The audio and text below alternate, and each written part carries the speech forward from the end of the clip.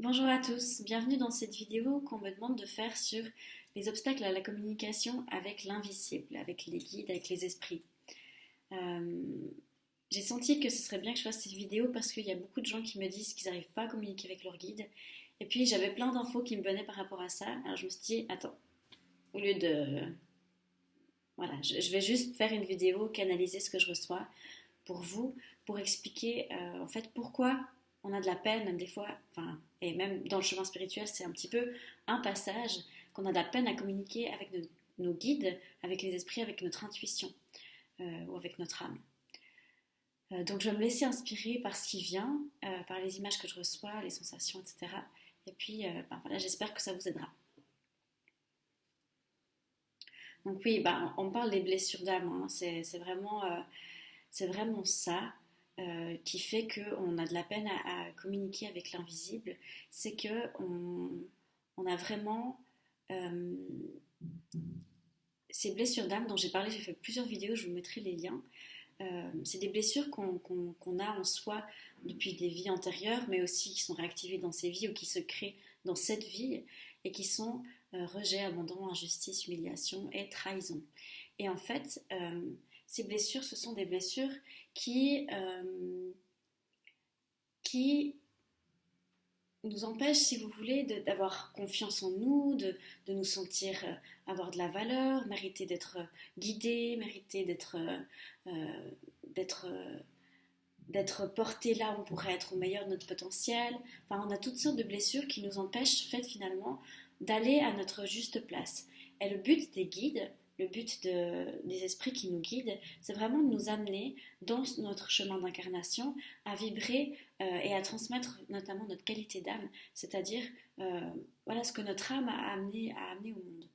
Et en fait, tout le chemin de la vie, c'est un chemin de guérison, d'auto-guérison, qui fait que plus on fait d'expériences, plus on peut apprendre, si vous voulez, de pourquoi est-ce qu'on fait cette expérience, quelle blessure cela vient réactiver et comment je peux guérir ma blessure. Et en fait, la communication avec l'invisible, c'est la même chose. C'est-à-dire que quand vous avez un être qui veut communiquer avec vous, il se peut que d'une part, à cause de votre blessure de rejet, vous ne vous sentiez pas digne de recevoir un enseignement. Parce que vous pensez encore, en lien avec des expériences du passé, que vous n'avez pas de valeur, que vous n'avez pas envie d'être ici dans ce monde, que vous n'avez pas envie de participer à la création de ce monde, que de toute façon ça n'existe pas, que Dieu n'existe pas, enfin voilà, vous êtes dans une sorte de négation de vous-même, de votre nature divine, et pour cette raison, il y a carrément une sorte d'impossibilité de communiquer puisque tout ça n'existe pas, puisque vous ne méritez pas d'avoir accès à cette guidance qui est là pour tous, mais vous n'avez pas assez d'amour pour vous-même pour vous autoriser à y croire et à utiliser finalement cette ressource qui est juste magique, qui est que nous sommes vraiment guidés à chaque instant dans notre vie pour créer notre légende personnelle, pour savoir ce qu'on a à faire ici et pour surtout devenir de plus en plus heureux et de plus en plus bien au fur et à mesure qu'on réalise cette légende personnelle. Voilà, donc la blessure de rejet, c'est ce non-amour de soi, ce déni de notre nature divine. Donc ça peut être une des raisons pour lesquelles vous n'arrivez pas à communiquer, c'est parce que vous croyez que vous n'avez pas le droit, pas le droit, mais pas assez de valeur et que finalement vous êtes dans une sorte de négation de vous-même. Alors quand vous êtes dans cette blessure de rejet par rapport à cette communication, c'est juste impossible parce qu'en fait vous y croyez pas, donc ça ne peut pas arriver. Voilà. Donc je vous invite, si vous vous reconnaissez là-dedans, à regarder ma vidéo sur la blessure de rejet, la vidéo sur l'antidote à la blessure de rejet. C'est vraiment l'amour de soi. Vous irez regarder. Et en travaillant sur vos blessures, vous pouvez voilà, apprendre à communiquer avec le monde spirituel, notamment là, on parle de rejet. Ensuite, l'abandon. Alors, la blessure d'abandon, elle se situe ici. C'est aussi une question de moins d'estime que de... C'est un petit peu moins dans ce que je vous disais avant par rapport au rejet, le sentiment de ne pas ne pas y croire ou ne pas avoir assez de valeur pour s'autoriser à y croire, c'est plus ne pas avoir assez de confiance en soi pour le réaliser. C'est-à-dire, je n'ai pas assez d'énergie, je vais pas y arriver toute seule en fait. L'obstacle que vous rencontrez quand vous essayez de communiquer et que vous êtes dans votre blessure d'abandon, c'est en fait je ne peux pas le faire tout seul parce que je ne sais pas comment, parce que finalement on m'a jamais montré, parce que j'arrive pas. Euh, Vous pouvez regarder ma vidéo sur la blessure d'abandon, j'explique comment elle se crée, que c'est au moment où voilà, l'enfant prend confiance en lui, il doit un petit peu se distancer de ses parents, etc. Il y a plusieurs étapes, mais en gros, il vous manque encore sans doute un recouvrement d'âme, quelque chose qui vous ramène cette confiance dans le fait que vous êtes pas seulement capable de le faire, mais que vous avez assez de... Parce que là, on rejoint la blessure de trahison, mais que vous avez assez de... comment dire?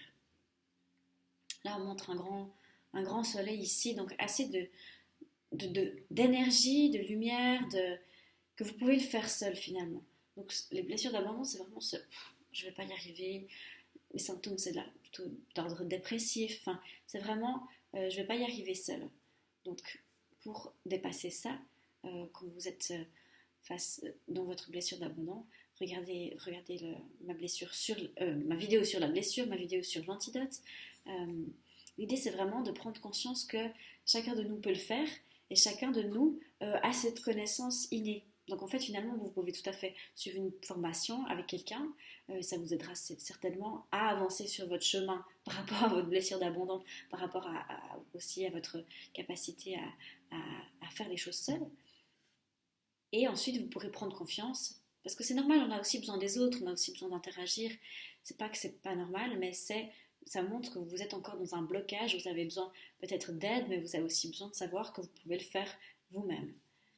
Voilà pour la blessure d'abandon. Maintenant, je vois le chakra sacré, donc en lien avec la blessure de trahison. La blessure de trahison, elle va vous empêcher de communiquer, pas parce que vous n'y croyez pas ou que vous n'avez pas assez confiance dans le fait que vous pouvez le faire, mais vous allez avoir un manque de confiance dans ce que vous recevez. Donc la blessure de trahison, c'est vraiment le masque que l'on porte quand on est dans cette blessure, c'est le masque du contrôlant. Donc il y a vraiment ce contrôle du mental. Et quand il y a un décalage et une problématique par rapport à la trahison, on ne va pas réussir, si vous voulez, à lâcher le mental et à vraiment juste laisser passer les infos par le chakra coronal qui descend comme ça dans la conscience. Il y aura vraiment ce contrôle du mental où on va vouloir créer des images, on va vouloir créer des choses qu'on entend. Et du coup, quand on est dans cette blessure, vous pouvez repérer le masque, qui est le masque du contrôlant, où vous essayez en fait de créer vous-même votre voyage ou votre channeling, où vous sentez qu'en fait vous êtes dans une vibration de contrôle.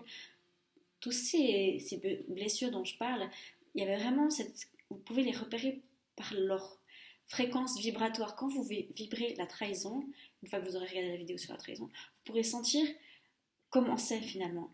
Vous êtes tendu, vous êtes un peu... Voilà, mais dans une sorte des fois aussi un peu d'euphorie, parce que vous êtes là, oui, je vais y arriver, et puis... C'est assez particulier. Très souvent, c'est après coup qu'on se rend compte qu'en fait, on s'est trahi et qu'en fait, on a un peu tout inventé. C'est le chemin, il faut expérimenter. Hein. Mais voilà, dans la trahison, ça va être compliqué parce que, en fait, on est en train de créer nous-mêmes. Et du coup, on a ce sentiment à l'intérieur qu'en fait... on est peut-être un petit peu en train d'inventer des trucs et du coup on a de la peine à faire confiance à ce qu'on reçoit. Donc vous recevez des messages, vous recevez des images, mais vous n'êtes pas sûr que ça vienne de vous ou pas. Et si vous avez ce doute, c'est que probablement il y a une partie de ce que vous recevez qui vient de vous. Parce que si vous voulez, en fait, tout dépend de l'intention que vous mettiez quand vous vous mettez en canalisation ou en channeling ou en voyage chamanique ou n'importe quelle technique de communication avec l'invisible. C'est l'intention qui compte. Donc si vous êtes dans le lâcher prise, toutes les images qui vous viennent et les infos qui vous viennent, il n'y a aucune raison qu'elles ne soient pas d'une source qui n'est pas vous, si vous lâchez prise finalement. Vous voyez ce que je veux dire? Après on peut apprendre à savoir à qui on est en train de parler, avec qui on canalise, etc. Certaines personnes savent juste que c'est des guides et ça leur suffit, voilà. Mais l'important, c'est que vous sentiez si dans votre état vibratoire, vous êtes dans cette blessure de trahison ou pas. Et si vous n'êtes pas dedans, si vous êtes dans le flow, vous êtes dans la légèreté, vous êtes dans le lâcher-prise, l'accueil, bah, vous savez que vous n'êtes pas dans cette blessure de trahison parce qu'avec le temps, vous allez la reconnaître. Et j'ai aussi, on me dit de dire que ce qui est important de savoir, c'est que le chemin de l'évolution, de l'éveil, il passe par des essais et des erreurs dans la vie et aussi dans la communication avec l'invisible. Donc ça veut dire que vous allez vous planter, vous allez croire que vous avez canalisé un truc, vous allez le suivre, vous allez voir en fait, non, je crois en fait c'était mon mental. Et puis c'est comme ça que vous allez apprendre. Donc n'ayez pas trop peur de cette blessure de trahison. Foncez, entre guillemets, faites-vous confiance, allez écouter ce qui vous vient et faites confiance à ça. Et peut-être que vous avez des bouts qui sont de votre mental, qui sont de votre, voilà, avec votre blessure de trahison. Mais écoutez, il faut faire confiance, apprendre à avoir confiance, c'est en pratiquant. Donc voilà. L'antidote à la trahison, regardez la vidéo, c'est la vérité. Donc essayez d'être honnête avec soi et puis voilà, prendre sa responsabilité, de sentir, attends, là, ouais non, là je suis un petit peu en train de créer moi quelque chose quand même. Voilà pour la trahison. L'humiliation. Alors, l'humiliation, c'est une blessure complexe qui fait qu'on a peur d'être humilié si on parle, si on prend notre place, si on fait ce qu'on aime, si on va vers, si on est libre en fait. Donc en fait, quand votre âme ou vos guides vous montrent des choses qui vous font envie, que vous avez envie de réaliser, que vous avez envie de vivre, ou en fait que vous avez simplement les inspirations du moment, style qu'est-ce que je pourrais faire aujourd'hui, j'ai envie de dessiner, parce que peut-être voilà, vos guides veulent vous transmettre un message par le dessin, par exemple, ça peut être quelque chose qui peut se faire. Voilà, si vous êtes dans votre blessure d'humiliation, vous allez porter votre masque du masochiste, c'est-à-dire que vous avez une ancienne blessure de par votre passé, du fait que si vous vous laissez aller dans l'inspiration, la liberté, eh bien, vous allez être ridicule, alors vous êtes dans le contrôle. Donc, ah non, mais en fait, moi, je ne sais pas dessiner, je n'ose pas, vous avez la gorge bloquée au niveau de l'expression créative, c'est bloqué, et du coup, en fait, vous n'allez pas écouter vos guides, et vous allez faire quelque chose que vous devez, vous allez porter ce masque du masochiste, être dans le contrôle. Donc, en fait, quand vous êtes dans cette blessure d'humiliation et ce masque du masochiste, vous recevez les infos, vous savez très bien ce que vous devez faire, et la plupart, d'ailleurs c'est assez énervant parce que vous voyez très bien en fait le chemin à suivre, vous entendez très bien vos guides, et là il n'y a pas tellement de doute en fait, c'est pas comme dans la trahison, c'est vraiment je sais ce que je dois faire. Je vois très bien, on m'appelle à faire ce voyage dans ce pays-là, j'ai vraiment un appel pour cette culture, par exemple, mais non, je ne vais pas le faire parce que j'ai pas le droit, en fait. J'ai pas le droit parce que je suis une mauvaise personne, parce que il y a vraiment dans ce masochisme et cette blessure d'humiliation des mémoires de honte d'être une mauvaise personne. C'est souvent aussi en lien parfois avec la sexualité, je suis honteuse, avec la nourriture, enfin voilà, vous irez regarder la vidéo sur l'humiliation et sur l'antidote à l'humiliation, qui est la liberté. Donc si vous êtes dans cette blessure, repérez ce masque. Et dites-vous que vraiment, vous avez le droit d'aller vers ce que vous aimez. Je m'appelle Ava Envie parce que être en vie, vivre pleinement et non pas survivre, c'est vraiment suivre ses inspirations, suivre ses envies. Et les inspirations et les envies, elles nous sont transmises aussi par nos guides qui nous suggèrent, vas-y, va faire de la guitare dehors, t'as envie. Puis, mais non, j'ai pas le droit, je dois travailler. Non. Suivez vos envies sans contrôler, sans vous dire, tiens, en fait, voilà. Suivez ce que vous avez envie de faire. Et suivez les images que votre âme, que vos guides vous montrent, d'accord ? C'est comme ça que vous allez sortir. Et donc ça, c'est un obstacle différent que de ne pas recevoir ou de pas faire confiance à ce que vous recevez. C'est que vous recevez, mais après, c'est difficile de vous autoriser à mettre en place quelque chose ou à écouter finalement. Puis après, vous perdez confiance aussi d'une certaine manière parce que plus on suit ses intuitions, plus on apprend qu'en fait, ah ben ouais, génial, en fait, quand je suis mes intuitions, je suis guidée au bon endroit et la vie m'amène de l'abondance, etc. Voilà. Et maintenant, injustice. Alors, l'injustice.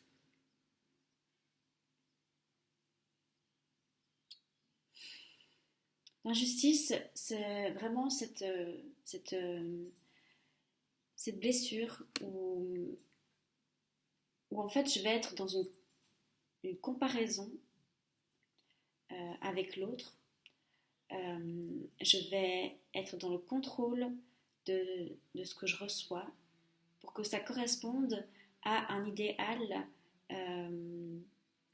de, de bien, de beauté, de bienséance. Enfin, ça veut dire qu'en fait, je suis dans une forme de rigidité et je vais contrôler que ce que je reçois corresponde en fait à ce qu'on attend de moi, ce que mes parents attendent de moi, ce que la société dit qu'il est bien de faire. Il y a vraiment cette notion de bien et de mal, et en fait, de ce que je dois faire ou de ce que je ne dois pas faire. Et en fait, ça nique, pardon, toute la créativité, tout le flow des inspirations, où on se laisse vraiment guidé par, en fait, si vous voulez, la joie, l'espièglerie, la créativité, où en fait je me sens voilà, appelée par faire ça, alors j'y vais. Enfin, en fait, là, dans la blessure d'injustice, avec ce masque du rigide, vous irez encore une fois regarder la vidéo, il y a vraiment cette difficulté à être dans comment dire, cette ondulation de la vie, le flot de la vie. Donc, c'est un contrôle différent de celui du masochisme qui ne s'autorise pas la liberté. C'est un contrôle sur qu'est-ce qu'il faut ou il faut ne pas faire, en fait. Et pour sortir de ça, c'est vraiment une sorte de lâcher prise. Lâcher prise et lâcher des concepts, lâcher, juste aller avec organiquement ce qui fait sens, ce qui fait du bien, ce qui nous met en joie, ce qui nous rend créatifs. Il y a vraiment aussi voilà, ce lâcher du contrôle mental, du contrôle du contrôle en fait. Du contrôle de la volonté d'être parfait, de correspondre à un idéal, l'idéal des parents. Je répète ce qui me vient en fait. Voilà. Il me semble qu'il y a autre chose, mais j'arrive pas à mettre le doigt dessus.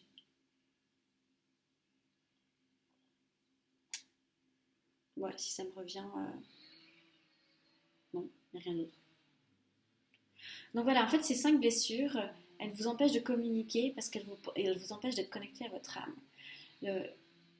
Et votre âme, et votre âme, c'est ce qui vous permet, non seulement vous pouvez communiquer avec elle, mais vous pouvez aussi communiquer avec vos guides. Quand vous êtes connecté à l'âme, vous êtes dans cette confiance, vous êtes dans ce lâcher-prise, vous êtes dans le flow de l'inspiration et vous êtes vraiment dans la capacité de recevoir ces infos et de les mettre en place finalement. Alors, il y a 2 choses qu'on me montre. J'ai vu une image du chakra coronal. Voilà, les infos, elles viennent par ce chakra-là. Et en fait, notamment la blessure de trahison fait qu'on bloque au niveau du mental. Donc, il se peut qu'en fait, il y ait vraiment des choses, et ça peut aussi être l'injustice d'ailleurs, où vous êtes dans ce contrôle du mental qui fait que vous ne recevez pas. Comme moi, quand je fais les scans des personnes que j'accompagne, je vois il y a un trait. Et en fait, le chakra coronal, il n'est pas ouvert, il est bloqué. Quand c'est ouvert, ça descend. Après, la blessure de rejet, par exemple, aussi, on me montre les racines. Et la blessure d'humiliation aussi, c'est une difficulté à être ancrée. Du coup, on reçoit, mais on ne va pas faire des choses parce qu'on manque d'ancrage finalement. Donc ça, c'est d'autres notions qui sont peut-être à aborder, dans une autre vidéo sur ce que je suis en train de me dire maintenant. Mais qui, voilà, les blessures d'âme en fait. Bon, toujours, on revient à ça. C'est ce qui vous empêche de communiquer en fait avec l'invisible, avec vos guides. Voilà. Voilà, je crois que c'est tout pour aujourd'hui. En tout cas, je n'entends plus rien et je ne vois plus rien. Donc, oui. Écoutez, voilà. Il faut. Le chemin de la vie, c'est de prendre conscience de ses blessures et de les guérir. Donc, regardez mes vidéos sur les blessures. Apprenez. J'ai aussi fait plusieurs vidéos sur la méditation. Je pense que c'est vraiment très important de méditer parce que ça permet justement d'observer tout ce qui se passe à l'intérieur, de repérer ses masses, d'observer ses pensées. Donc, allez voir ma vidéo sur la méditation de concentration qui est vraiment importante à faire. Ouais, c'est des outils qui peuvent vous permettre d'apprendre à communiquer avec le monde spirituel et avec votre âme. Commencez déjà par prendre conscience de ces blessures, apprendre à méditer. Ensuite, bien sûr que c'est important que vous commenciez à communiquer directement. Mais si vous travaillez déjà sur vos blessures et vous commencez à méditer, c'est déjà deux choses très positives à faire pour apprendre la communication avec le monde spirituel. Voilà. J'espère que cette vidéo vous aura aidé et je vous dis à bientôt. Bye.